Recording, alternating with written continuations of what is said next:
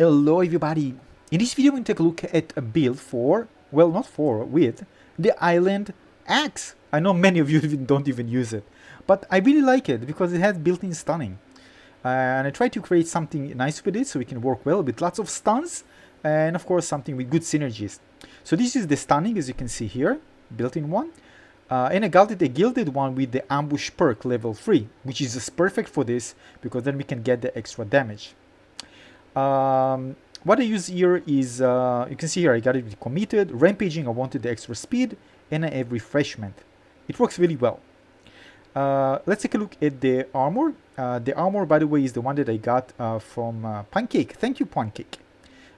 Which actually synergizes well with everything here. So basically we have deflect to reduce damage, we have a built-in snowball to make a stun enemies so we can actually enjoy the ambush, we have extra speed with the mushroom, and Iron Hand Amulet for extra protection, we have cooldown to make both the Iron Hand Amulet and the mushroom available all the time. So overall it's a fantastic build, and of course I don't have any healing on the Highland Axe, so I need the Wither armor, although spider armor can work there as well. Alright, so again, this is the armor and this is the weapon, but of course we need to complement it with something extra. So we use Bubble Burster. As you can see here, this one will cause enemies to get bubbled, and this means that the ambush will also be activated, give us 45% damage bonus. And because we don't have any critical hit there, and we need extra damage, we get this from this, and we also have the Satchel of Elixirs. We have a chance to get a potion, a strength potion to give extra damage, and of course if you get the shadow, we can actually get out of shadow, and also this will synergize with the ambush as well. So you're probably asking yourself how well it works. Well, it works amazingly well. By the way, if you can get it with Voiding Strike, it's up to you, you can use it. Of course, I can't get really everything that I want, but this one works very, very well. Keep in mind that it's important to make sure your Satchel of Elixir is used, so you can get the Strength Potion if possible. You can increase the damage. You can springly use the Healing Potion because we have the ability to get it very, very quick again. So use the refreshment, take advantage of the refreshment, and just pick up everything. Everything can actually fall down, can be beneficial for you. So if here I have the strength potion, this gives me the extra damage that I need to clear enemies faster, right? Cool, and you see everything is stunned. The bubble they're stunned, the snowball they're stunned. If they have enrage and they are enraged, they can attack the other, their own.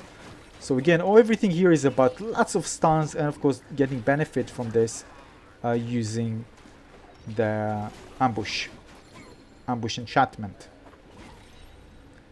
So we're gonna hear lots of dling dling, dling dling, and dling dling all the time. Maybe at some point it's going to be annoying, you know, because ambush is active, but this just means that the build just works amazingly well. All right, that's doesn't mean, because if it's activated a lot, this means that the build works. And of course there are lots of synergies. Now of course they chose a daily trial that doesn't really benefit me, and this is kind of a really kind of indoors type, lots of enemies, so I knew that this would be amazing to try this one out. Lots of shielded enemies, and you know, just a level that I like in general. But it's really good, you know, to kind of demonstrate how you can actually deal with lots of enemies with the build that, you know, relies on stun, because again we try to overload the build with many enemies to see how it works, and it works very well. As you can actually see, there's no problem to do with anything. We just roll to initiate in a fight, and then of course less enemies, the snowball will activated. It can stun up to 2 enemies, and of course you're gonna hear the dling ding a lot. This means that I'm getting this extra damage. This is amazing. Now of course the other options, of course, to increase damage, this is just one way, another build. Again, if you have certain drops and you say, all right, what I'm going to do with these drops? Well, I'm just sharing this. So if you have this type of close to these items, you can kind of, all right, well, I can do something good with this, something that works in Apocalypse Plus 25 and Daily Trials, and it can do very, very well. By the way, you can actually also use Gong if you like, but just keep in mind this is a bit problematic here because I'm using a bow that doesn't really have cooldown reduction, so it won't open often. If you have something that reduces the cooldown, you can think about actually getting the Gong as well. But the cooldown of the Gong is long, 30 seconds, so something to consider before you actually choose it. Now overall it was a walk in the park. Just one thing is that you might feel that damage, for example, when fighting like big enemies, that something is missing, because compared to critical hit, we need a really kind of a strong hit to kind of take a big chunk.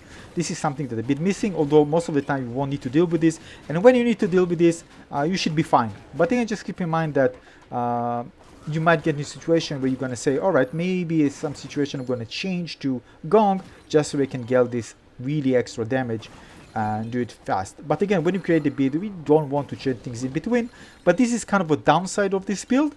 But as you can see, it just works very, very well nonetheless. So this is the build. If you have something similar to this, you ask yourself what I can do with the Highland Axe. If I have something that has ambush, whether it can actually do well. You see, it can do well. You can actually go, by the way, instead of refreshment, go with critical hit. As I told you, if you have void strike, this would be amazing, because even if you void strike and you roll, for example, even while actually being close to enemies, you're going to do lots of damage by just rolling, because this chain of arrows is going to deal lots of damage. So it's up to you to make the modifications and of course find out what you have that actually work well for this build. But overall, the damage is there. Not as high as I wanted to, but it's there.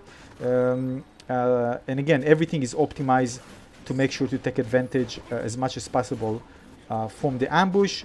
Again, there are other options, but this is just one build, of course. And yeah, if you have better drops, you can do even better than what I have. It's up to you.